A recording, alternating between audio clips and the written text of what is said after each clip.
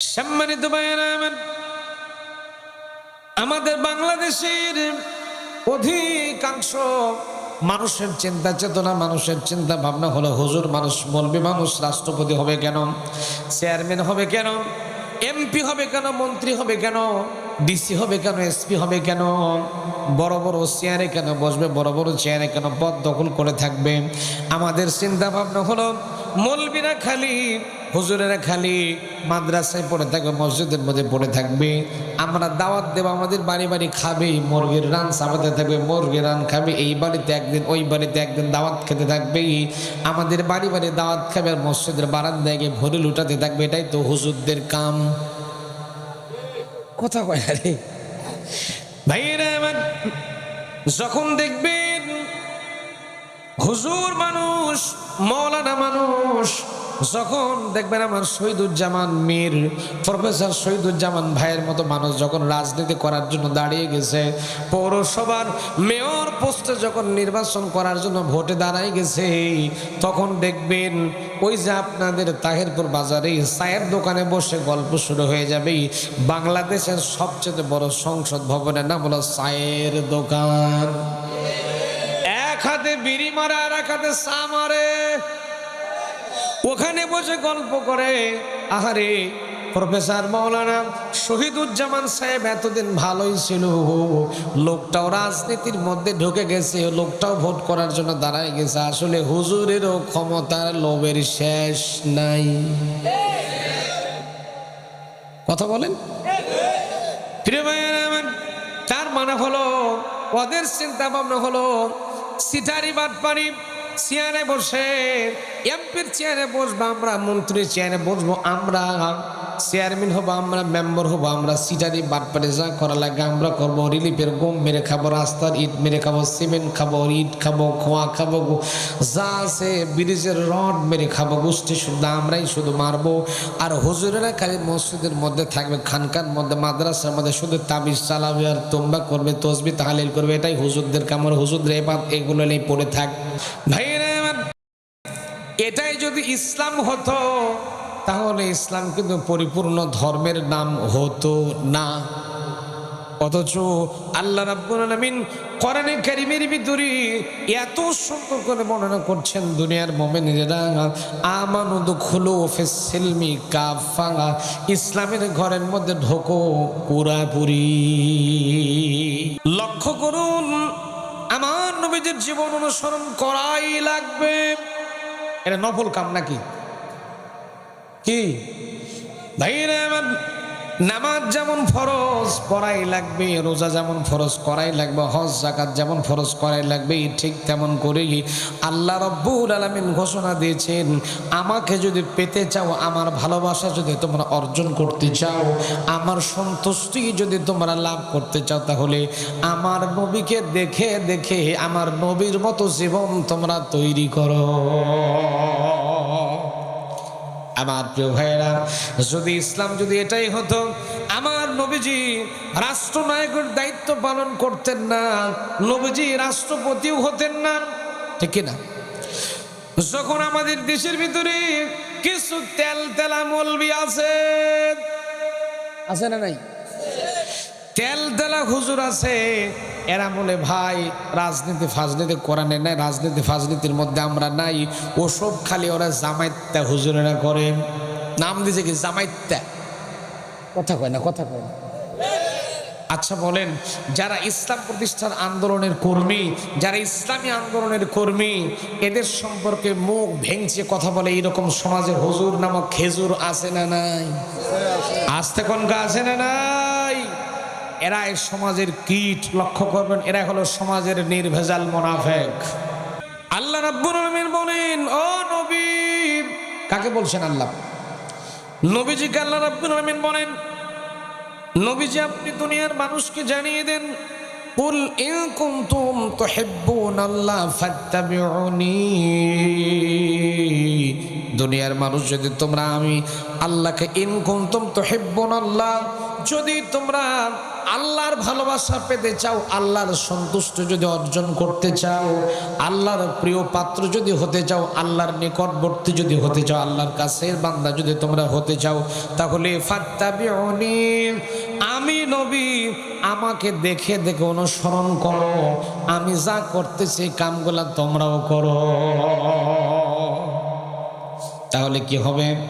আমরা অথচ অনেক মৌলবি আছে দেখবেন, অনেক আলেম আছে এই আয়াতটার ভুল অর্থ করে ওরা বলে আল্লাহকে ভালোবাসতে চাইলে নবীকে ভালোবাসা লাগবে, তাহলে আল্লাহও ভালোবাসবে, এই আয়াতের অনুবাদ করে দেয়। অথচ এই আয়াতের জায়গায় কিন্তু কোনো জায়গায় আমি ব্যাখ্যার মধ্যে পাইনি।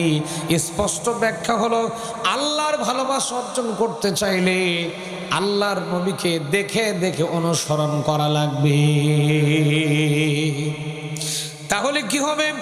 আল্লাহ বলেন ইউহিব্বুকুমুল্লাহ, আমি আল্লাহ তোমাদেরকে ভালোবাসবো, ওয়াগফির লাকুম, তোমাদের মাফ করে দেব, যুনুবাকুম, জামবুন মানে হলো গুনাহ, জামবুন মানে পাপ, আমি আল্লাহ যুনুবাকুম, যত গুনাহ তোমরা করেছো, যত পাপ তোমরা করেছো, সবগুলো গুনাহকে যদি আমার নবীকে তোমরা অনুসরণ করতে পারো, আমি আল্লাহ তোমাদের জীবনের গুনাহগুলা মাফ করে দেব। আর আল্লাহর চাইতে অনুগ্রহশীল পৃথিবীতে আর কেউ নাই। আল্লাহু আকবার। তাহলে নবীজিকে দেখে দেখে অনুসরণ করার দরকার আছে না নাই? প্রিয় ভাইয়েরা আমার, কান লাগান। আমার নবীজি যখন মক্কায় যখন মার খাইতে লাগলেন, মার খাইতে খাইতে নবীজির পরিস্থিতি যখন খারাপের দিকে যাচ্ছিল, আমার নবীজি আবার দোয়া করলেন, আল্লাহ ওয়াজআলনি মিন লাদুনকা সুলতানান নাসীরা। নবীজি আল্লাহর কাছে দোয়া করলেন, রব্বুল আলামিন, আমি আর মার খেতে পারবো না, আল্লাহ তুমি আমাকে দেশের বাদশা বানায় দাও, দেশের রাষ্ট্রপতি বানায় দাও, দেশের রাষ্ট্রনায়ক বানায় দাও। নবী যদি রাষ্ট্রপতি হওয়ার জন্য দোয়া করেন, তাহলে আপনার আমার মতো নবীর উম্মতদের খাওয়ার স্বপ্ন দেখার দরকার আছে না নাই? আপনি যদি সারা জীবন যদি মসজিদের মধ্যে পড়ে থাকেন, মাদ্রাসার মধ্যে পড়ে থাকেন, আর যদি রাজনীতি যদি না করেন, কিয়ামত হয়ে যাবে, রাষ্ট্রনায়ক হতে পারবেন না। আমার প্রিয় ভাইয়েরা, রাষ্ট্রনায়ক হতে গেলে রাজনীতি করার দরকার আছে না নাই? আছে না নাই? প্রিয় ভাইয়েরা আমার, এবার দলিল নিয়ে যান। কেননা রাজনীতি করবেন কেমন করে? সঠিক নেতা নির্বাচন করা লাগবে, ঠিক না? কথা বলেন না কেন? রাজনীতি করতে গেলে সঠিক একজন নেতা আপনাকে বাছাই করতে হবে। কেননা নেতা যদি ঠিক থাকে আপনি ঠিক, নেতা যদি ঠিক না হয় আপনি ঠিক হতে পারবেন। এই জন্য রাজনীতি করতে গেলে সঠিক একজন নেতা নির্বাচন করার দরকার আছে না নাই? আল্লাহ রাব্বুল আলামিন কি সুন্দর করে জানিয়ে দিলেন, ওয়ালতাকুম মিনকুম উম্মাতুন ইয়াদউনা ইলাল খায়রি ওয়া ইয়া'মুরুনা বিল মা'রুফি ওয়া ইয়ানহাউনা আনিল মুনকার ওয়া উলাইকা হুমুল মুফলিহুন।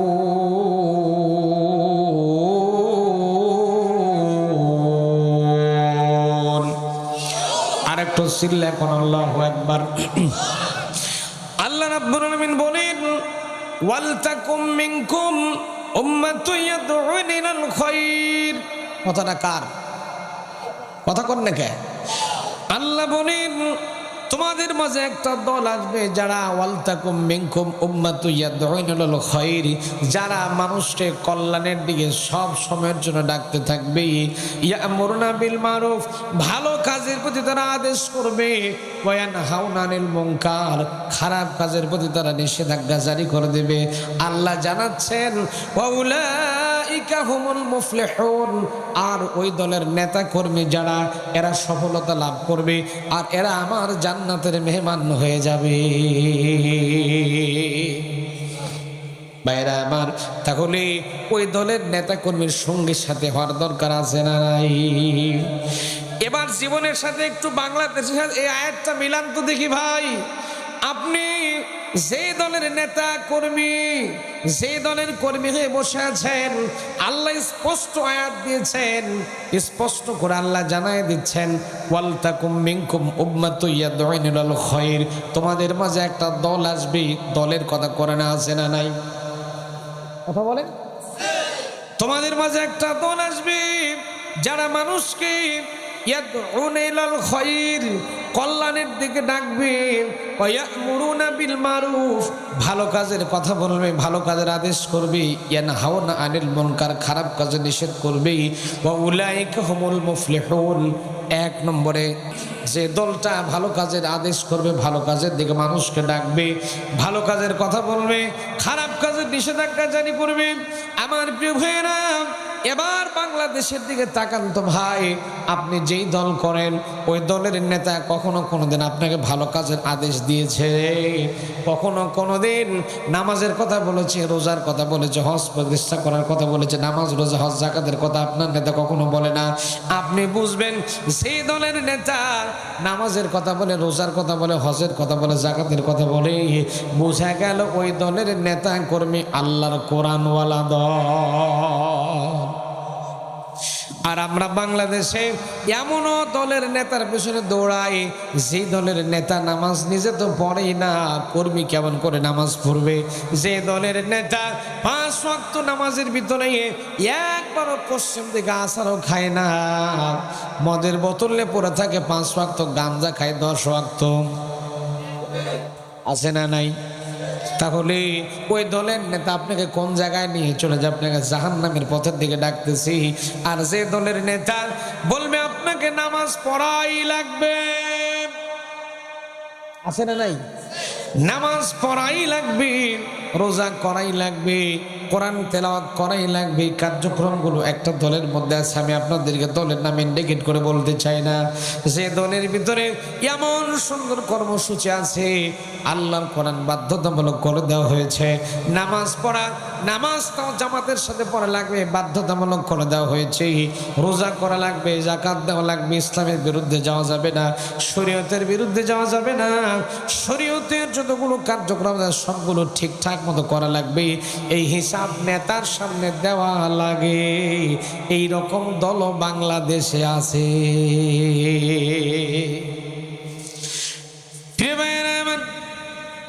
গভীর মনোযোগ দেন, বুঝতে পারবেন আমার কথাগুলো। ছোট্ট ছোট্ট করে একটু বুঝিয়ে দেয় আপনাদেরকে, একটু কান লাগান, গভীর দিলের কানটা একটু লাগাই দেন আমার ভাইয়েরা। এই জন্য এই নেতার সামনে আপনাকে যাওয়া লাগবে। আমার প্রিয় ভাইয়েরা, বাংলাদেশি কিছু কিছু হাইব্রিড মার্কা মোষওয়ালা নেতা আছে, এরা হাসে না কান্দে আল্লাহ ভালো জানে। এই সমস্ত কিছু কিছু সিটার বাটপার সোরার ডাকাত মারার নেতা আছে, যারা চায় না আল্লাহর কোরআনের আইন প্রতিষ্ঠিত হয়ে যায়, আল্লাহর কোরআন দেওয়ার দেশ চলুক, সমাজ চলুক, রাষ্ট্র চলুক। এই জিনিসটা তারা চায় না। কেননা আল্লাহর কোরআন যদি প্রতিষ্ঠিত হয়ে যায়, চুরি করলে কি করবে? কথা কর না, চুরি করলে কি করবে? যেই হোক না কেন, নিজের দলের হোক, নিজের কাছের হোক, নিজের ঘরের হোক, নিজের বাড়ির হোক, চুরি করলেই কি করবে? হাত কেটে নেবে। এবার বাংলাদেশের প্রেক্ষাপটের দিকে লক্ষ্য করে দেখেন তো ভাই, বাংলাদেশের অধিকাংশ নেতা যারা কোনো কর্ম নাই, যাদের শুধু চিন্তা ভাবনা রাজনীতি করা, বুঝবেন এরা সবচাইতে বাংলাদেশের মধ্যে সিটার বাটপার চোরার দুর্নীতিবাজ। এরা শুধু ক্ষমতার চেয়ারে যেতে চায়, সিটারি বাটপারি করার জন্য, চুরি করে খাওয়ার জন্য। এই জন্য এরা কোরআনের আইন প্রতিষ্ঠা হওয়ার কাজে বাধা দেয়। কেননা এরা ভালো করে জানে, কোরআন যদি প্রতিষ্ঠিত হয়ে যায় তাহলে চুরি করে, সিটারি করে, বাটপারি করে দেশের টাকা চুরি করে বিদেশে পাচার করা যাবে না। কেননা চুরি করলেই কি করবে? লক্ষ্য করুন। তাহলে এবার জীবনের সাথে মিল করেন তো দেখি ভাই, বাংলাদেশের আল্লাহর কোরআন যদি বাংলাদেশে প্রতিষ্ঠিত হয়ে যায়, লক্ষ্য করে দেখা লাগবে অধিকাংশ নেতারা হাতই থাকবে না। থাকবে থাকবে থাকবে। এখন আসেন, দলিল নিয়ে যান, কারা এই কোরআনের আইনের বিরুদ্ধাচরণ করে, কারা লক্ষ্য করেন ভাইরা আমার, আল্লাহর কোরআন দিয়ে যদি দেশ চলে, সমাজ চলে, রাষ্ট্র চলে, তাহলে মানুষ শান্তি লাভ করবে। অথচ এই কোরআনের আইন প্রতিষ্ঠিত হতে দিতে চায় না, তারা হলো মুনাফিক। আল্লাহ রাব্বুল আলামিন সূরা নিসার 61 নম্বর আয়াতে আল্লাহ রাব্বুল আলামিন ক্লিয়ার করে দিয়েছেন, আপনাদের সামনে একটু উপস্থাপন করছি। আল্লাহ রাব্বুল আলামিন বলেন, وَإِذَا قِيلَ لَهُمْ تَعَالَوْا إِلَى مَا أَنزَلَ اللَّهُ وَإِلَى الرَّسُولِ رَأَيْتَ الْمُنَافِقِينَ يَصُدُّونَ عَنكَ صُدُودًا।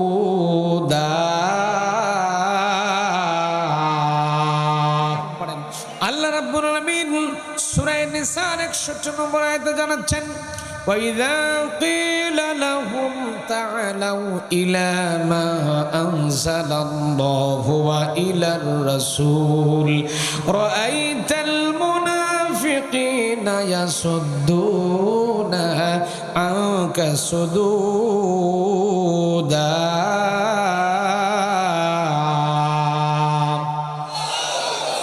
ভাই, আপনি যে দল করেন করেন, আমার আপত্তি নেই, কিন্তু কোরআন তো মানবো নাকি? কোরআন তো আমাদের সবার।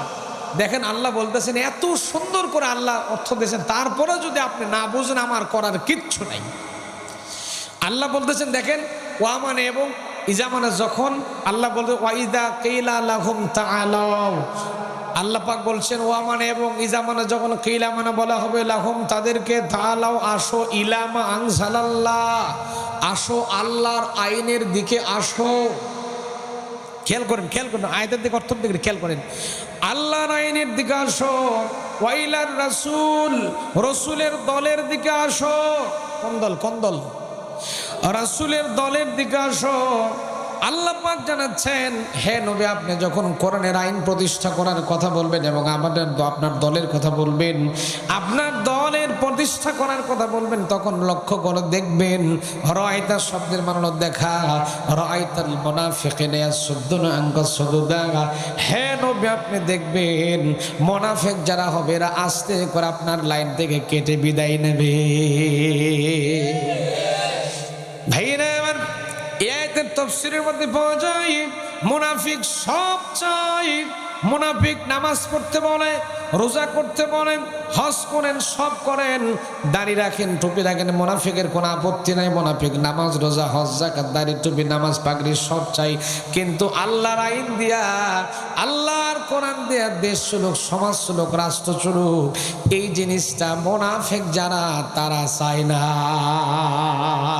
এবার রাজশাহীর মুসলমান জীবনের সঙ্গে একটা মিল করেন তো দেখি ভাই, এমনও মুসলমান বাংলাদেশে আছে নামাজ, রোজা, হজ, যাকাত সব চাইবে, কিন্তু আল্লাহর আইন যারা পাস করার জন্য চাইবে না, আল্লাহর আইন যারা প্রতিষ্ঠিত করার কাজ যারা করবে না, আমার আল্লাহ নিজে দলিল দিচ্ছেন এরা দুনিয়ার মধ্যে নির্ভেজাল মুনাফিক।